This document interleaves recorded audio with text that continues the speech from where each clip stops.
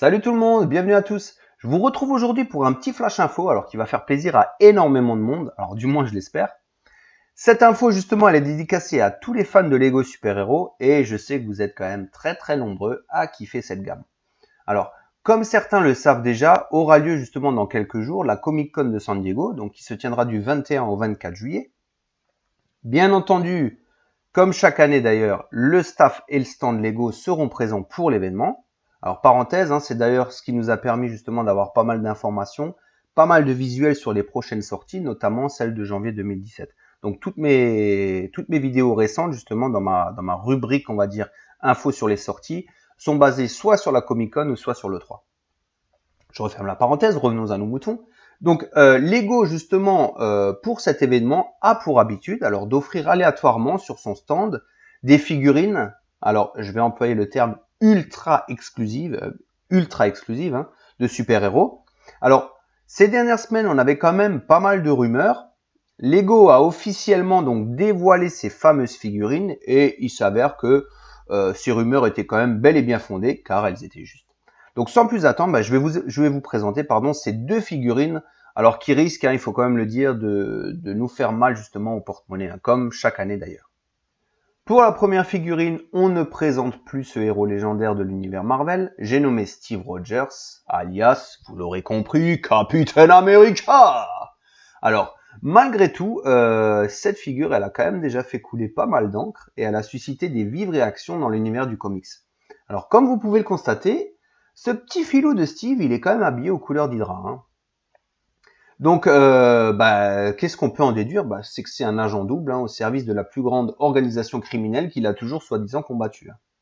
Alors, ne vous excitez pas, je vais pas vous spoiler l'histoire, je vous laisse quand même lire les comics par vous-même et vous verrez que vous aurez justement les réponses à ces fameuses questions. Pourquoi est-il habillé aux couleurs justement d'Hydra?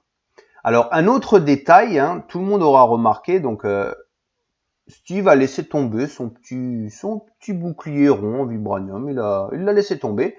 Il a plutôt adopté justement sur cette figurine donc un bouclier triangulaire, les boucliers justement qu'on a l'habitude de trouver dans la gamme Castle. Donc voilà, ça c'était donc justement pour l'essentiel que j'avais envie de vous dire justement sur cette première figurine. Pour accompagner le fameux traître entre guillemets, nous avons droit à une toute nouvelle recrue. Alors chez Lego, on l'a jamais vu dans les sets, à savoir donc Ray Palmer alias Atom, donc le super-héros Atom. Alors certains l'ont peut-être déjà vu si vous suivez un peu les séries comme Arrow ou Legend of Tomorrow, c'est des séries justement où il apparaît. Alors petite nouveauté d'ailleurs, donc figurine quand même très sympathique. Je trouve personnellement qu'il y a un petit souci au niveau du casque. Il y a quelque chose qui m'embête un peu au niveau du casque. Mais bon, bref, sinon le reste est quand même plutôt réussi. Alors la nouveauté, justement, cette figurine sera accompagnée d'une très jolie plaque de présentation avec des circuits imprimés justement à l'effigie de Palmer Technologies, qui n'est autre que l'entreprise de Ray Palmer, donc d'Atom. Donc voilà, très jolie figurine également. Voilà donc pour le cru 2016 de cette Comic Con de San Diego. Alors inutile de vous rappeler qu'une fois de plus ces figurines vont faire des envieux, ça reste quand même ultra exclusif. Petite information qui a son importance, il sera également disponible d'en gagner une poignée en suivant le compte Twitter de Lego, donc c'est pas à négliger. Et malheureusement pour les autres, il faudra se contenter du marché secondaire, où nous pourrons nous procurer, il faut le dire, ces figurines à des tarifs tout à fait attractifs. Je vous donne quand même un ordre d'idée. Sur eBay, ce genre de figurines se négocie entre 150 et 450 euros. Donc, vaut mieux quand même avoir un budget assez conséquent. Et pour les autres, malheureusement, alors je peux le comprendre, il y en a qui peuvent pas forcément se permettre de mettre 500 balles dans une figurine, et c'est tout à fait normal. Ce que je vous conseille, alors on peut trouver sur le net des customs qui sont très réussis, qui sont les répliques exactes justement de ces figurines ultra exclusives.